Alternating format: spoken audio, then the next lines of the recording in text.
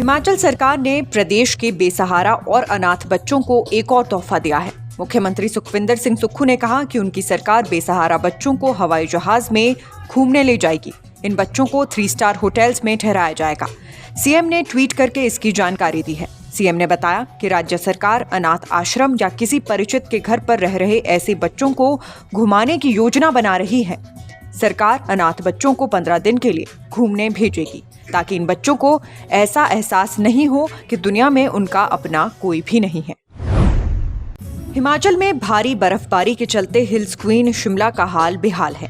देर रात से रुक रुक कर हो रही बर्फबारी से ऊपरी शिमला शेष दुनिया से कट गया है। एचआरटीसी के करीब 250 रूट बंद हो गए हैं। वहीं ऊपरी शिमला के ऊंचाई वाले क्षेत्रों में बिजली पानी की सप्लाई भी ठप हो गई है। शिमला शहर में भी बर्फबारी हुई है, लेकिन ट्रैफिक सुविधा बहाल है। हिमाचल की धरती बार बार भूकंप के झटकों से डोल रही है। शनिवार सुबह धर्मशाला और चंबा के बॉर्डर पर एक नहीं बल्कि 2 बार भूकंप आया। पहली बार सुबह 5:10 पर 2 से 3 झटके महसूस किए गए। रेक्टर स्केल पर इसकी तीव्रता 2.80 आंकी गई। दूसरी बार 5:17 पर 3 से 4 बार भूकंप के झटके महसूस किए गए। इसकी तीव्रता पहले भूकंप से ज्यादा यानी 3.20 आंकी गई। इसका केंद्र धर्मशाला के साथ लगती धौलाधार की पहाड़ियां और चंबा जिले का बॉर्डर बताया गया। केंद्रीय मंत्री नितिन गडकरी को जान से मारने की धमकी दी गई है। शुक्रवार के दिन एक शख्स ने नागपुर ऑफिस में 1 घंटे में 3 बार फोन कर ये धमकी दी है। मीडिया रिपोर्ट्स के अनुसार फोन करने वाले शख्स ने फिरौती की मांग भी की। पुलिस ने फोन करने वाले का फोन ट्रेस कर लिया है। फोन कर्नाटक के किसी इलाके से किया गया था। पुलिस आरोपी की गिरफ्तारी की कोशिश में जुट गई है। पंजाब में राहुल गांधी की भारत जोड़ो यात्रा में शनिवार को जालंधर से कांग्रेस सांसद चौधरी संतोष सिंह का निधन हो गया। उन्हें हार्ट अटैक आया। इसके बाद उन्हें फौरन फगवाड़ा के अस्पताल ले जाया गया, जहां डॉक्टरों ने कहा कि उनकी रास्ते में ही मौत हो चुकी है। इस खबर के बाद राहुल ने भारत जोड़ो यात्रा रोक दी और उनको देखने के लिए अस्पताल पहुंचे। संतोष का कल सुबह 11 बजे उनके पैतृक गांव धालीवाल में अंतिम संस्कार किया जाएगा। इस बीच सांसद के बेटे ने डॉक्टरों पर हड़बड़ी में होने और उचित कार्यवाही न करने के भी आरोप लगाए हैं। हिमाचल सरकार ने प्रदेश के बेसहारा और अनाथ बच्चों को एक और तोहफा दिया है। मुख्यमंत्री सुखविंदर सिंह सुक्खू ने कहा कि उनकी सरकार बेसहारा बच्चों को हवाई जहाज में घूमने ले जाएगी। इन बच्चों को 3 स्टार होटल्स में ठहराया जाएगा। सीएम ने ट्वीट करके इसकी जानकारी दी है। सीएम ने बताया कि राज्य सरकार अनाथ आश्रम या किसी परिचित के घर पर रह रहे ऐसे बच्चों को घुमाने की योजना बना रही है।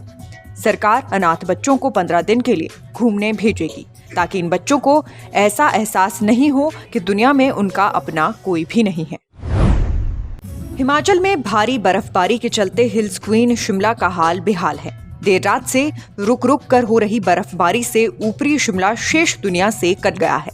एचआरटीसी के करीब 250 रूट बंद हो गए हैं। वहीं ऊपरी शिमला के ऊंचाई वाले क्षेत्रों में बिजली पानी की सप्लाई भी ठप हो गई है। शिमला शहर में भी बर्फबारी हुई है, लेकिन ट्रैफिक सुविधा बहाल है। हिमाचल की धरती बार बार भूकंप के झटकों से डोल रही है। शनिवार सुबह धर्मशाला और चंबा के बॉर्डर पर एक नहीं बल्कि 2 बार भूकंप आया। पहली बार सुबह 5:10 पर 2 से 3 झटके महसूस किए गए।